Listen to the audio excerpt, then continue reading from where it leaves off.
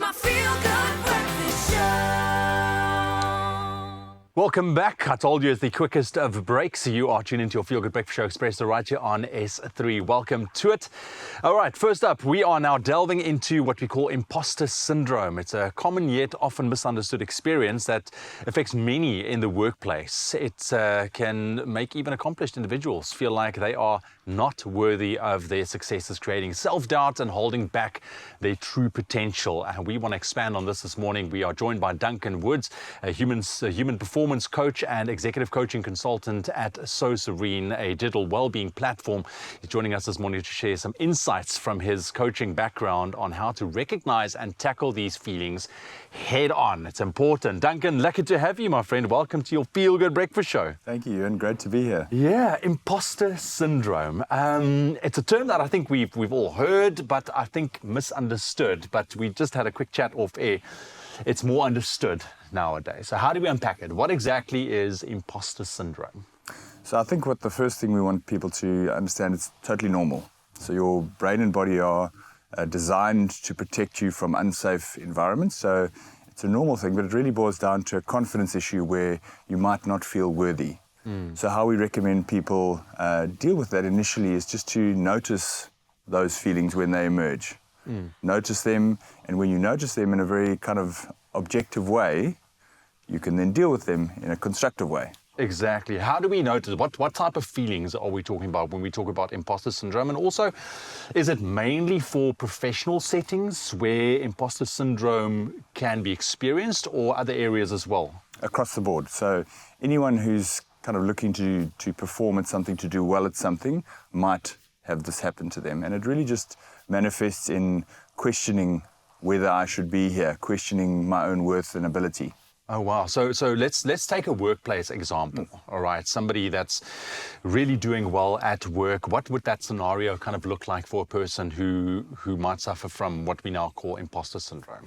So this is key. So there's how I'm feeling, and there's how others are making me feel.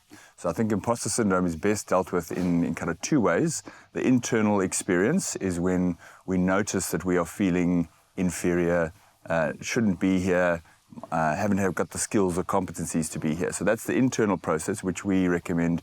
Just notice it. Just notice, and then we can deal with it constructively, which we'll get onto. The other important part is how others are making me feel. So it's also important to hold those at arm's length and just to kind of notice how you're being made to feel, and then you can deal with that as well. So it's the internal process and the external process. Together we can be really constructive around that. Yeah. What are some of those factors? I mean, yes, it's an internal process of how you view your situation at work, but are there external factors, maybe from the workplace, like you've mentioned, people's comments around you particularly, but maybe you are mishearing it? What are those external factors that can really exacerbate, I think, the feeling of imposter syndrome? Yeah, so the external factors, I mean, you know, a woman stepping into a executive meeting with all men, you know, those are situations where you might be made to feel different or otherwise, which can really trigger you in a certain way. So I think what we're trying to encourage is inclusive workplaces that notice how we are being made to feel and how we're making others feel. When we all feel like we have a seat at the table, then workplaces typically can be a very safe space for people to operate in. And then you can work on yourself, right? Then you can build your confidence base. So we always love people to try and think about a confidence base as being broad rather than being built on high blocks. So build a broad base and you set up to succeed. Yeah, I really want to get into how do you start dealing with it once you have recognized that you are suffering from imposter syndrome. But I mean, you also got to distinguish, you know, am I suffering from imposter syndrome? Is this, completely unfounded doubt that I have, or am I actually doing a good job? But how do I distinguish? How do we differentiate? Are there key kind of differences that we can look at? Absolutely. So the first step is to notice what you're thinking. So when you have those thoughts, they might well be poorly equipped or underprepared, right? But it's really just important to notice and to question those thoughts. Am I feeling underprepared for good reason? Is this something that's totally new that I know nothing about? Or is this something I've done this before? I've built the evidence base is the key, you know. I've done this before. I know I can do it because I've done it before. That's really important to distinguish between those two experiences. Yeah, because it's quite an impactful thing, because somebody might be doing an absolutely excellent job, but they can't kind of internalize that. They don't see it. And we're going to unpack a little bit further. If you have any questions for us, we're going to be back with Duncan in just a little bit. Maybe you are dealing with something similar to what we are talking about. Maybe you have imposter syndrome. You didn't know it up until a couple of minutes ago. Connect with us on our WhatsApp line. Give us a couple of questions if you want to know something from your side. 063 408 8863. And we'll be back with Duncan in just a bit. Only you can make my day. It's my feel-good breakfast show. Welcome back to the madness. You are tuned into your Feel Good Breakfast Show Expresso right here on S3. And right now we're continuing our conversation with human performance coach Duncan Woods, who shared insights about imposter syndrome. And will now talk us through a little bit of a couple of practical steps to build that resilience and boost your self-awareness in rather tough situations, because we know what it can do if you get into those tough situations and how you can internalize things. Duncan, welcome back. All right, so imposter syndrome, we've unpacked it a little bit. Some practical steps, I think, that you can share that individuals can take to build that resilience and boost their confidence, especially if they know that they're doing a good job, but they just can't get over the fact that, oh, am I? So I think the first thing is to notice what you're thinking. Then from there, you can kind of hold your thoughts at arm's length and assess, is this a real threat or is this something that I'm just making up? Do I have evidence to show that I can do this and that I've got the track record and I've got the experience and I've got the qualifications to be here and I'm going to do a great job at this? Or whether there's an element of challenge where this is something new for me. I do want to achieve some things. I do have ambition. So I think just working from those two spaces, if it's something you've done before, look at the evidence, man. You've done it. You're great. You can really do this. Yeah, or this is something I want to do, and lean into that. Yeah, and trust in yourself, especially if you have a track record. And that is why I feel it's so important to go back and look at what you have accomplished, what you've done up until this particular point, and just trust the process, I suppose, right? Strategies, exercises that you can, especially in, I think, high pressure situations, because you used an example of, a boardroom setting, all men, a woman walks in, might feel a little bit under pressure. What are some of the strategies that we can use, I think, to prepare ourselves for those high pressure situations, even if you have an incredible track record and background and that you're an expert in your field? I think it's a maintenance job, right? So in high performance, we try and encourage habits are the daily little things that build into great performances. You're not going to win the Euro final. It's the 1,000 days before the Euro final where you're putting good habits in place. So we've just developed a 21-day challenge, a confidence challenge on the So Serene app, which is a daily kind of dose of little confidence exercises that help you to extend and broaden that confidence base.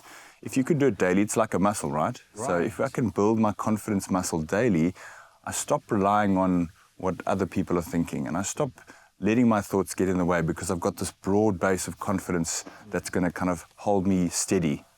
It just becomes so apparent. It's so important that we need to be in the moment. We need to be focusing on what those thought patterns are, right? Because I think that runs away with us and becomes habitual. If we have a negative thought process around us, that can blow up your imposter syndrome even more. I don't think we realize what we are thinking on a daily basis and how we talk to ourselves. Totally. The conversation with yourself is the most important conversation you will have in your life. Yeah. The So Serene app, so people can go there and they can kind of follow that little journey through. They just download it easy like that. Exactly. It's a 21-day challenge, daily doses of confidence. I want to bring it to the workplace itself. Yes, you might be battling yourself with a little bit of imposter syndrome, but is there anything that your workplace can do to facilitate a management of their staff and making them feel valuable and making them feel that they are, in fact, doing a good job? Certainly. We often ask teams, when we work with teams, to say, tell us why you're lucky to have you in your team. And let's discuss that. Let's have that overt conversation about strengths, about abilities and that kind of thing. And let's get it out in the open. Let's not keep these things hidden away somewhere. So it's just me having that internal as you mentioned, the internal narrative in a really strong place where I'm constantly maintaining it, and then having teams that can have open conversations. And I like that, because if you look at a workplace setting, I mean, it should be a holistic kind of setting, because it plays into the benefit of both parties, right? The individual, the staff working, and the actual outcome of the success of a company, right? So let's focus on that. Let's focus on that from both sides. Quick boosting techniques that we can use before going into a boardroom meeting, an interview, anything like that. What is it that we can do to prepare ourselves fully? Brilliant. So there's 4 things I typically recommend, quick fire things. So the first one is the smile reflex. Simple as that. The smile reflex, your brain and body respond immediately because they're programmed to. We've been wired over centuries or millennia to when the smile reflex happens, the body starts to feel like this is a friendly place I'm in. So smiling, breathing. You can find 10,000 breathing exercises on the internet. Breathing is the way that we can actually override the anxiety of the body. The breathing can slow the heart rate and get all our kind of brain and body on the same page. Then the evidence base we spoke about. Build your evidence base, write it down, keep it in your wallet, keep it on your phone. Just remember what you've achieved and your track record of evidence. And then lastly, it's just the choice. Am I going to back myself? Nice. And that's the choice you have to make. Yeah. Fantastic tips. Duncan, thank you very much for sharing. I know that something like this would require maybe an hour's conversation, but I think you gave us some really good practical tips. Appreciate it. Thank you very much for diving into this topic and helping you guys out there. I really do hope that you took something away.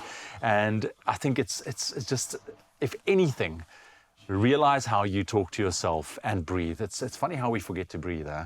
Exactly. So it's simple. a natural thing, but I mean, it just shows you. And just take a deep breath before going anything. Calm yourself down, and just like Duncan said, back yourself.